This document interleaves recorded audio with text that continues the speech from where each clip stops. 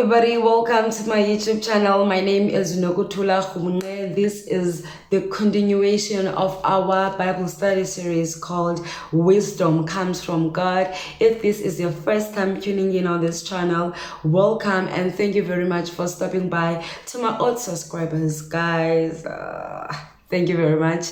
I really appreciate you. We are almost done. We are almost done. Today we on this video we are doing chapter 30. And I'm reading from the NLT Bible. The saying of Agar, son of Jakeh, contain this message. I am weary, O God. I am weary and I'm worn out, O God. I am too stupid to be human. I lack common sense. I have not mastered human wisdom, nor do I know the Holy One. Who but God goes up to heaven and comes back down? Who holds the wind in his fist? Who wraps up the ocean in his cloak? Who has created the whole wide world?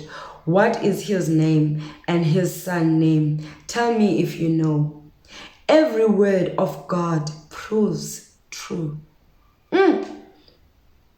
He is the shield to all who come to him for protection. Do not add to his word, or he may rebuke you and expose you as a liar. Oh God, I beg two favors from you. Let me have them before I die. First, help me never to tell a lie. Second, give me neither poverty nor riches. Give me just enough to satisfy my needs. For if I grow rich, I may deny you and say, who is the Lord? And if I am too poor, I may steal and thus insult God's holy name. Never slander a worker to the employer or the person who curses you, and you will pay for it. Some people curse their father and do not thank their mother. They are poor. They are pure in their own eyes, but they are filthy and unwashed. They look proud around, casting disdainful glances. They have teeth like swords and fangs like knives. They devour the poor from the earth and the needy from among humanity. The leech has two suckers that cry out, more, more. There are three things that are never satisfied. No, four that never say enough. The grave, the barren woman, the barren womb, the thirsty desert, the blazing fire. The eye that mocks a father and despises a mother's instruction will be plucked out by ravens of the valley and eaten by vultures. There are three things that amazes me. No, four things that I don't understand. How an eagle glides through the sky. How a snake slithers on a rock. How a ship navigates the ocean. How a man loves a woman. I love that word. An adulterous woman consumes a man, then wipes her mouth and says, what's wrong with that? There are three things that make the earth tremble. No, four it cannot endure. A slave who becomes a king. An overbearing fool who prospers. A bitter woman who finally gets a husband. A servant girl who supplants her mistress. There are four things on earth that are small but unusually wise. Ants, they aren't strong, but they store up food all summer. Hyraxes, they aren't powerful, but they make their homes among the rocks. Locusts, they have no king, but they march in formation. Lizards, they are easy to catch, but they are found even in kings' palaces. There are three things that walk with stately stride. No, four that stand about. The lion, the king of animals who won't turn aside for anything. The strutting rooster, the male goat, a king as he leads his army. If you have been a fool by being proud or plotting evil, cover your mouth in shame.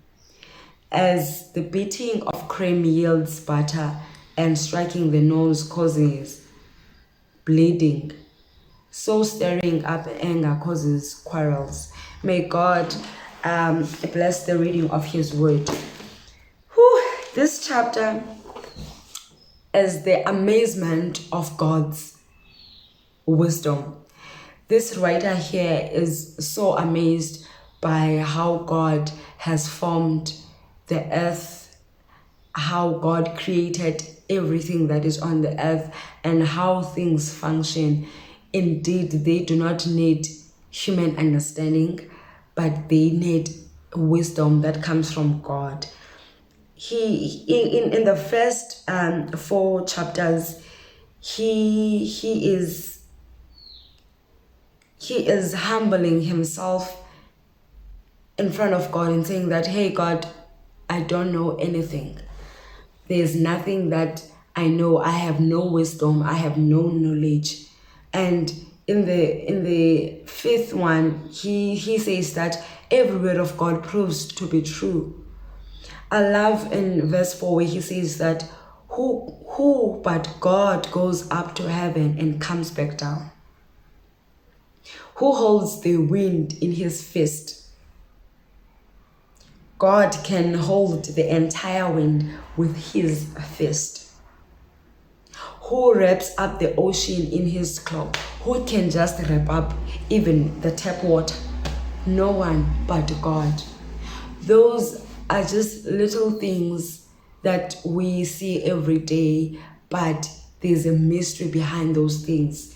In God, who goes up in heaven and comes back on earth, who holds the wind in his fist and wraps the ocean. We can't even wrap the tap water. and he says that every word of God proves to be true. So starting from verse 7, he says, I beg 2 favors from God. That is seeking God, saying that I may think that I know everything, but there is nothing that I know. If I live, let it be by your wisdom.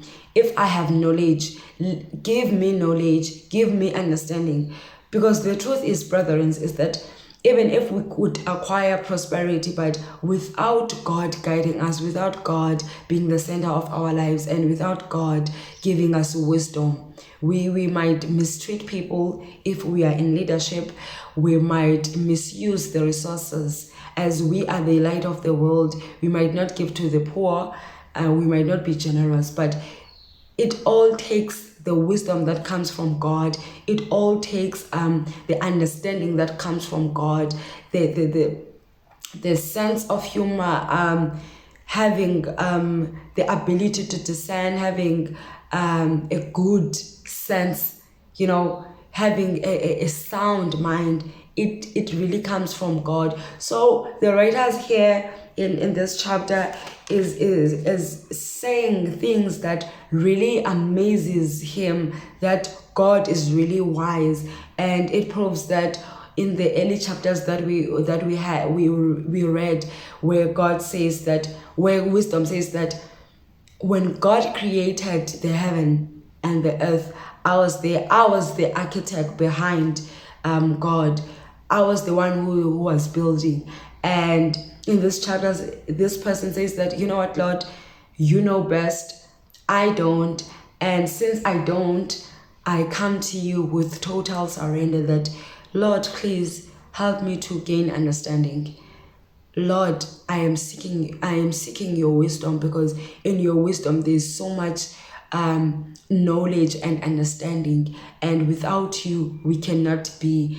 That's it that I have for this chapter, that let us go boldly to the throne of God and ask for God's wisdom.